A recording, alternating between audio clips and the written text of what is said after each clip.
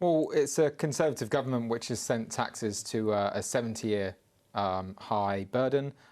Traditionally, people like to talk of the Conservative Party as a party of low tax. They've trashed that record pretty devastatingly over the last few years. I think it's exactly what a kick in the pants looks like, but I think certainly when you've now got a £13 billion windfall, £13 billion more in tax receipts than was expected, and that's because you're squeezing every drop out of taxpayers. I think certainly if a kick in the pants means a cut to income tax, cut to stamp duty, then I think it probably does. Right, that's something you would vote for. This is the Sun headline, echoing some of that tax/hopes. Voters believe Sir Keir Starmer is more likely to cut taxes than Rishi Sunak, poll reveals. What happened to the Conservatives' reputation, as they see it, as being a low-tax party?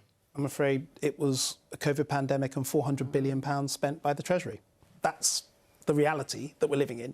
And a couple of years ago, or whenever, when we were still in that period of time, if I was doing your programme then, maybe I did, probably via Zoom from my house, people were not saying government shouldn't spend all this money supporting people. People were not saying government shouldn't be spending all this money supporting businesses. You know, I remember that the overwhelming imperative, and by the way, we were able to spend that money because of the careful fiscal position we'd taken over the years before.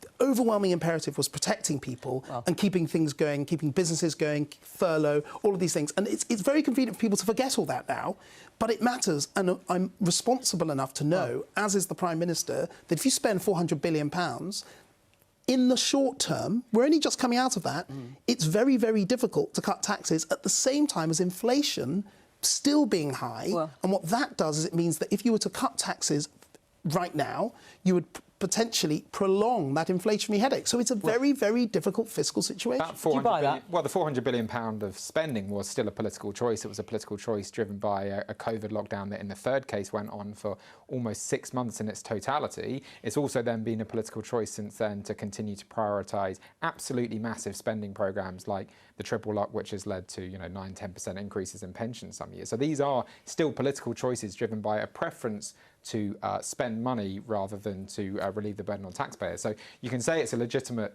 choice, but it is still nevertheless a choice.